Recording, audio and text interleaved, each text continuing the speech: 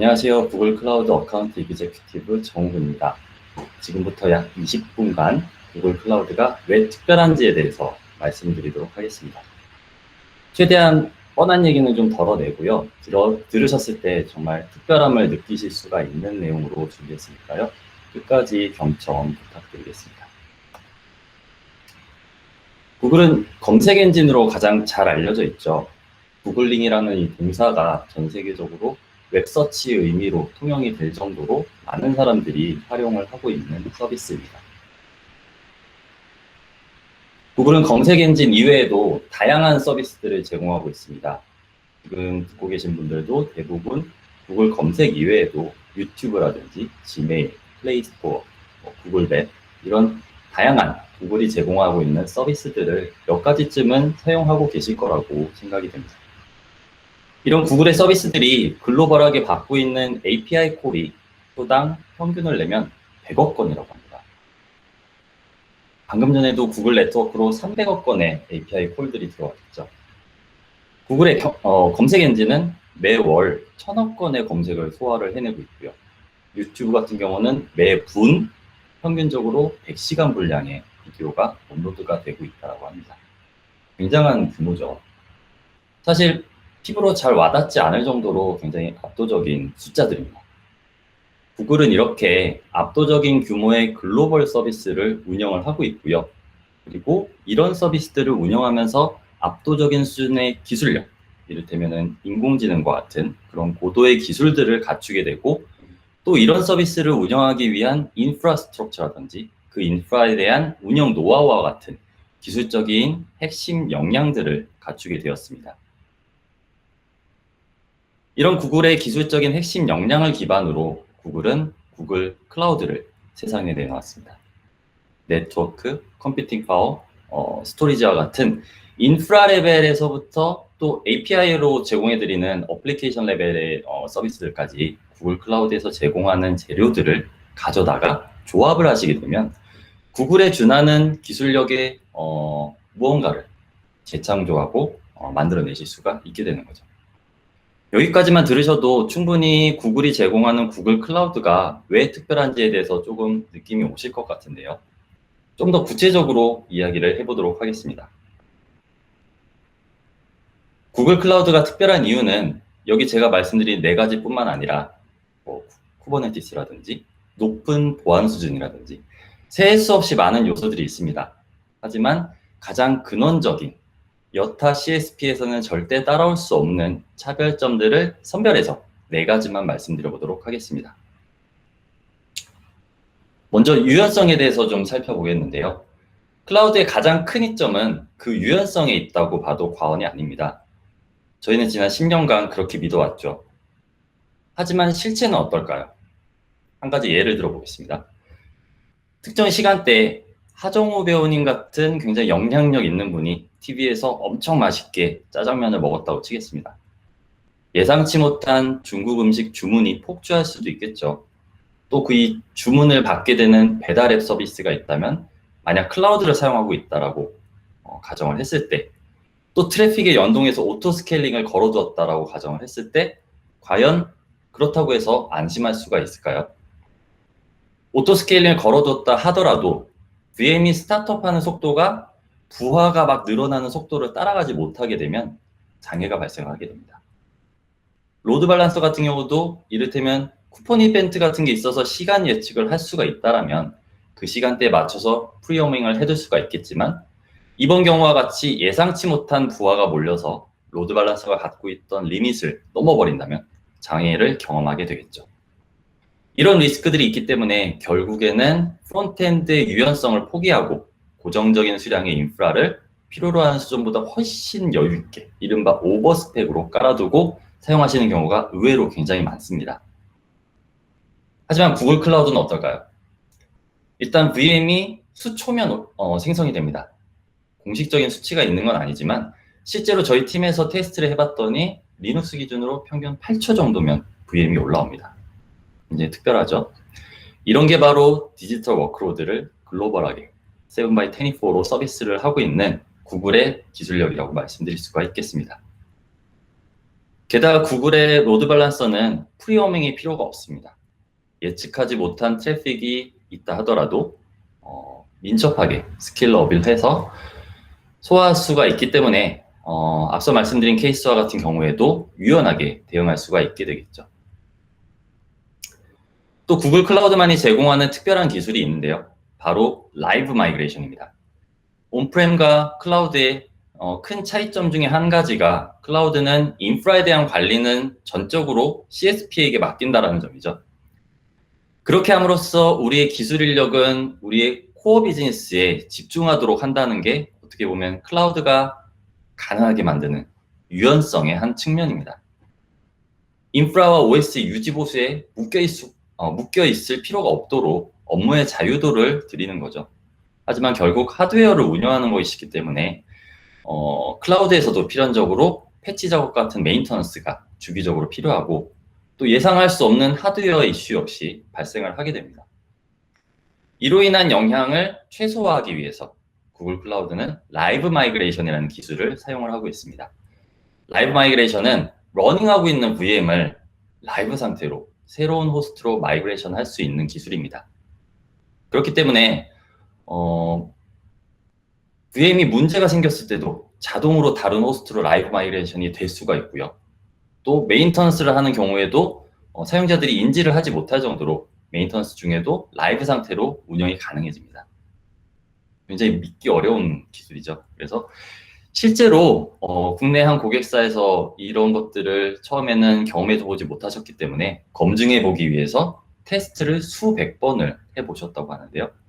밀리세컨드 단위로 정상적으로 마이그레이션이 되는 걸 확인하셨던 그런 사례가 있습니다. 사실 라이브 마이그레이션의 저력은 몇 년 전에 또 공교롭게도 구글의 프로젝트 제로 팀에서 멜트다운 이슈를 발견했을 때 확실하게 보여드렸었던 부분이 있는데요. 당시에 모든 구글 클라우드의 서버는 라이브 마이그레이션 기술을 활용을 해서 제로 다운타임으로 패치를 완료했었습니다. 이와 같이 구글 클라우드에서는 OS 밑단, 인프라에서 일어나는 일들에 대해서는 정말로 믿고 맡긴 채 좀 더 중요한 가치를 가진 영역에 집중을 하실 수가 있는 그런 자유, 유연성을 얻으실 수가 있습니다. 또 다른 유연성에 대해서 이야기를 해보겠습니다. 글로벌 서비스를 준비하고 있다라면 어떨까요? 그간에는 글로벌 서비스를 구현한다면 클라우드를 사용하시는 게 당연시 되어 왔습니다. 마찬가지로 쉽게 확장 가능한 유연성 때문인데요. 하지만 여전히 넘지 못했던 장애물들이 있습니다. 첫 번째로는 물리적인 거리로 인해서 필연적으로 발생하게 되는 레이턴시 문제. 그리고 두 번째로 DB를 만약에 공유를 해야 된다라고 하면 이때 발생하게 되는 굉장히 까다로운 DB 싱크의 문제. 그리고 글로벌 인프라에 대한 관리의 어려움. 이와 같은 이제 기존의 클라우드에서 해소하기 어려웠던 부분들이 있습니다.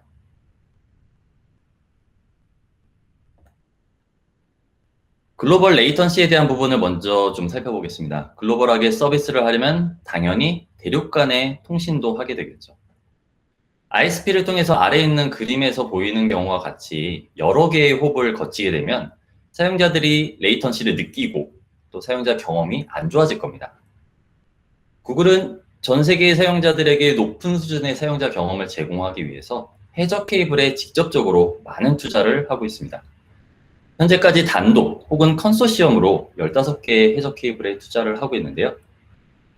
실제로 유튜브를 사용하시면서 미국에서 업로드한 컨텐츠를 한국에서 스트리밍을 한다라고 해서 한국의 컨텐츠들보다 더 느리다거나 이런 부분을 느껴보시지는 못했을 겁니다. 바로 이 빵빵한 해저 케이블 백본망 덕분인데요. 구글 클라우드도 역시 구글이 투자한 이 해저 케이블 백본망을 사용을 하기 때문에 특히 글로벌 서비스에 있어서 차별화된 서비스들을 제공할 수가 있습니다. 구글의 해저 케이블 백본망을 통하게 되면 위에서 보시는 그림과 같이 홉스를 굉장히 대폭 줄일 수가 있기 때문에 레이턴시가 30% 이상 개선이 됩니다. 너무나도 당연한 이야기죠. 결국 사용자들은 구글 클라우드를 활용하면 유튜브와 같은 수준의 글로벌 서비스를 제공할 수가 있게 되는 거죠. 두 번째 DB-Sync에 대한 부분은 구글 클라우드의 RDB 매니지드 서비스인 클라우드 스패너를 통해서 해소하실 수가 있습니다. 트루타임이라고 하는 아주 정교한 타임스탬프 기능이 있는데요. 클라우드 스패너는 이 트루타임을 포함해서 구글이 실제로 구글 서비스들을 위해 개발하고 사용 중인 기술들을 활용을 하고 이를 통해서 전 세계 어디서든 낮은 레이턴시로 싱글 소스에 액세스가 가능하게 됩니다. 이게 사실 굉장한 건데요. 당연히 방금 전에 말씀드렸던 전 세계를 연결하는 강력한 백본만 역시 한 몫을 했겠죠. 세 번째로 일반적으로 CSP 서비스 내에서 글로벌 서비스를 구현하려면 각 리전별로 VPC를 구성하고 VPC 피어링을 통해서 또 계속적으로 여기에 대해서 관리를 해줘야 됩니다. 하지만 구글 클라우드 같은 경우는 글로벌하게 하나의 VPC로 연결이 가능하도록 되어 있습니다. 하나의 VPC 안에서 여러 개의 리전을 연결하고 컨피규레이션을 할 수가 있게 되는 거죠. 이렇게 되면 기존의 번거로운 컨피규레이션과 관리 포인트들에 대해서 신경 쓰실 필요가 없어집니다. 글로벌 서비스를 확장하기가 아주 쉽고 간단해지는 거죠. 자, 이렇게 기존의 일반적인 CSP의 경우에는 글로벌하게 타임 투 마켓을 인첩하게 할 수 있는 제대로 된 기반이 되기에는 좀 미흡한 부분들이 있었다라고 하면요. 구글 클라우드 같은 경우에는 레이턴시라든지 데이터 싱크라든지 또 운영 관리 측면에서 특별한 부분들을 갖추고 있기 때문에 글로벌 서비스를 실제로 유연하게 확장할 수 있는 기반이 될 수가 있다라고 말씀드리겠습니다. 기술적인 부분에 있어서의 유연성을 말씀을 드렸는데요. 정책적으로도 구글 클라우드는 최대한 사용자들에게 유연성을 제공하려고 노력하고 있습니다. 한 가지 예를 들자면 일반적인 CSP에서 VM을 사용하시려면 vCPU는 몇 개, 메모리는 얼마 이렇게 미리 정의되어 있는 고정적인 스펙의 머신들 중에서 골라서 사용할 수밖에 없었는데요.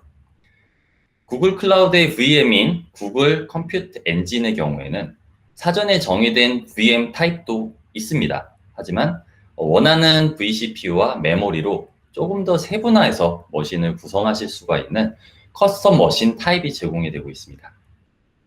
커스텀 머신 타입도 사전에 정의된 VM과 단위당 단가는 예를 들어서 vCPU당 얼마, 메모리당 얼마 하는 단가는 동일하기 때문에 커스텀 머신 타입을 사용하시게 되면 불필요한 리소스 낭비를 줄이실 수가 있겠죠. 크게는 40%까지 비용 절감이 가능해지게 됩니다. 단편적인 얘기는 하지만 이와 같이 구글 클라우드는 전반적으로 정책적인 부분에 있어서도 사용자들이 유연하게 사용하실 수 있도록 많은 부분에서 노력을 하고 있습니다. 자, 두 번째 특별한 점입니다. 아무리 강조해도 모자랄 데이터. 이제는 비즈니스 성공의 중심에 있는 이 데이터를 구글 클라우드를 통해서 그 어떤 CSP에서도 제공할 수 없는 스케일과 퍼포먼스로 처리를 하실 수가 있게 됩니다. 구글 클라우드에서 제공하는 빅쿼리라고 하는 엔터프라이즈급의 데이터 웨어하우스 서비스가 있는데요. 이를 통해서 엑사바이트 규모로 저장을 하실 수가 있고요. 페타바이트 규모로 쿼리가 가능해집니다. 여러분, 데이터의 분석 결과물은 이 결과물의 퀄리티는 데이터의 퀄리티 그리고 데이터의 양에 달려 있다라고 해도 과언이 아닌데요. 처리할 수 있는 데이터의 양과 퍼포먼스가 좋아지면 당연히 더 좋은 결과물을 빠르게 얻으실 수가 있겠습니다. 그렇기 때문에 필요로 하는 모든 데이터를 빅쿼리에 용량 제한이 없는 그리고 비용 효율적인 스토리지에 저장을 하시고 이를 통해서 과거를 분석하고 또 빅쿼리는 실시간 스트리밍 데이터 처리가 가능하기 때문에 스트리밍 데이터 분석을 통해서 현재를 파악하고 나아가서는 BQML이라고 하는 서비스를 이용하시게 되면 빅쿼리 내에서 데이터 이동 없이 그대로 머신러닝을 하셔서 미래를 예측하실 수가 있게 됩니다. 빅쿼리의 경우는 GA, 구글 어널리틱스의 데이터라든지 G 스윗의 시트에 있는 데이터 혹은 심지어 AWS의 S3와 같은 다양한 소스의 데이터를 쉽게 가져와서 분석할 수 있다는 점도 굉장히 특별한 부분입니다. 데이터 분석 관련해서 계속 빅쿼리를 말씀드렸는데요. 단지 빅쿼리뿐만 아니라 데이터 분석을 위한 파이프라인 전반에 걸쳐서 클라우드 네이티브인 서버리스 그리고 사용하기 편한 서비스들을 구글 클라우드가 제공을 해드리고 있고요. 하나하나 말씀을 드리고 싶은데 시간이 짧기 때문에 스토리지 쪽만 살짝 더 다뤄보도록 하겠습니다. 왼쪽에 보이는 클라우드 스토리지는 오브젝트 스토리지입니다. 주로 비정형 데이터를 말 그대로 때려 넣는 그런 용도로 많이 사용을 하시죠. 구글 클라우드의 오브젝트 스토리지가 갖고 있는 가장 큰 특징은 지금 보고 계신 이 모든 클래스의 스토리지들이 인터페이스를 동일하게 사용하고 있다는 점입니다. 사용자들이 편하고 또 아키텍처를 단순하게 가져갈 수가 있겠죠. 용도에 맞는 스토리지를 굉장히 쉽고 유연하게 사용하실 수가 있게 됩니다. 물론 CSP의 스토리지라면 응당 갖춰야 할 기본 요건들은 당연히 제공을 해드리고 있습니다. 많이 들어보셨을 텐데요. 용량 제한이 없고 그리고 9가 11개, 99.999999999%의 듀러빌리티, 내구성을 지금 보고 계신 이 4가지 스토리지 클래스에 공이 제공을 해드리고 있습니다. 스토리지 클래스 간의 이동은 별도의 스크립트를 짜지 않으셔도 버킷 단위로 기본적으로 제공해드리는 룰셋이 있기 때문에 이를 적용해서 데이터 라이프사이클 매니지먼트를 굉장히 쉽고 간단하게 하실 수가 있도록 되어 있습니다. 구글 클라우드의 특별한 점, 그 두 번째는 스케일이 다른 데이터 분석이 가능하다였습니다. 세 번째로 넘어가면요. 이세돌림과 알파고의 대국을 기억하시나요?